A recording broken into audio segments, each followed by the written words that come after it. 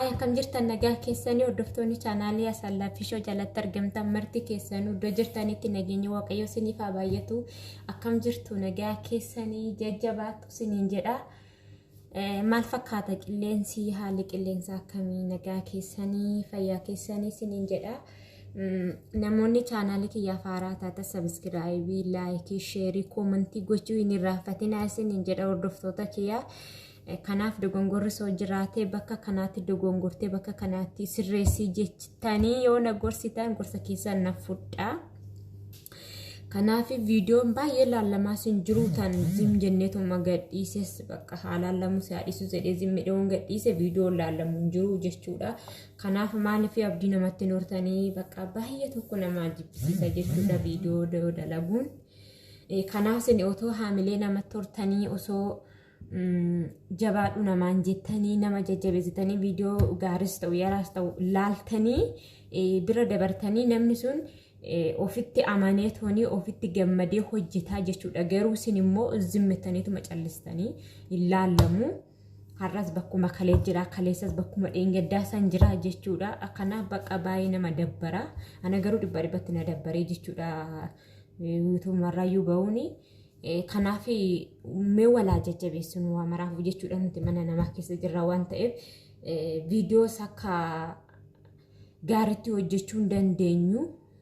Ogguma boqonnaa arganne hojjechaatuma viidiyoo mataa kana gadhiisna yuutuubiin walaa hin qorraniif malee yeroo arganne yookiin firii taanee viidiyoo hojjenneeti miti jechuudha. Kanaaf sin immoo nu jajjabeessuu qabdanii siniin jedha. Maaliif haamilee namatti horuu qabdanii boruu fuulduraafuu akka ofitti gammannee ofitti abdannee toonii hojjennu siniin jedha. Hordoftoota kiyya dirqamaa irratti baanee feemasii ta'uudhaaf waan yaraa haasa'uu hin qabnu.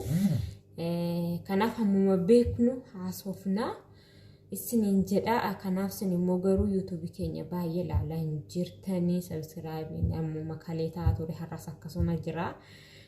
Kanaaf walaa jajjabeessinu haamilee walitti haa taanu dhugaas hin jedhan. Ani yeroo mara bakka yoo viidiyoo bahu YouTube subscribe godhaadheetuma akka dadhaa.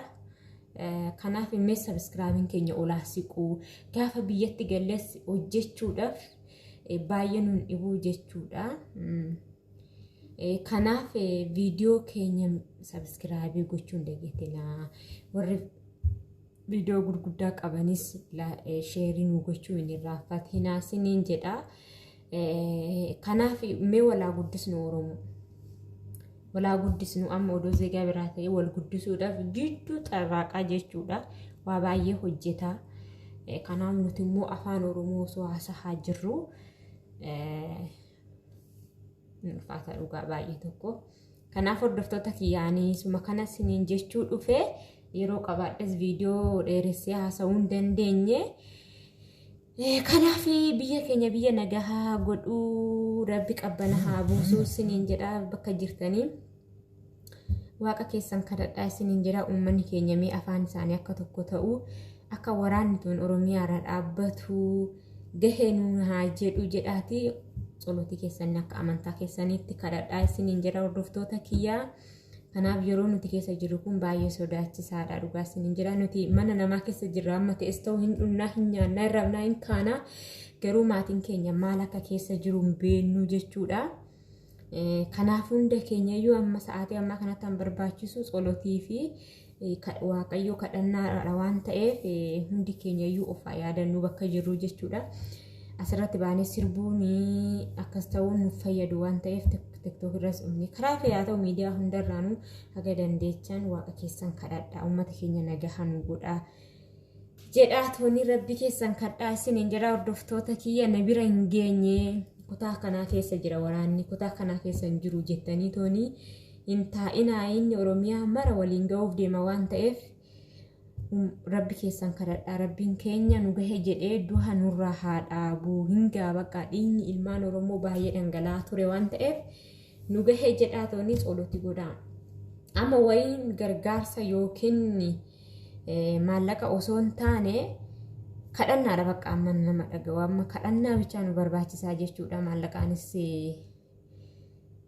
wanno jedhanii tooni waan maalaqni sunis duubatti deebisuus hin fakkaatu garuu haga danda'amaa ta'e uummata keenyaaf kadhannaa guddaa isiniin jedhaa uummanni keenya warri mana isaaniirraa buqqa'ee qabeenya isaaniirraa buqqa'ee tooni mana namaa dallaa namaa jala bulu karra namaa jala bulu baay'atu jira waan ta'eef isaan isaa saffaa waaqayyoon akka qe'ee isaanitti deebisuu jedhaa tooni rabbi keessan kadhaa isiniin jedhaa hordoftoota kiyya kanaaf isin immoo chaanaalii kiyyaaf warri haaraa taata sabiskiraaybii gochuu hin irraanfatinaa isiniin jedhaa viidiyoo gabaabduu tanan qabadhee dhufee tanuma isiniin jedha jedhee tananii kanaaf haga viidiyoo biraatti walitti deebinutti nagaan tura.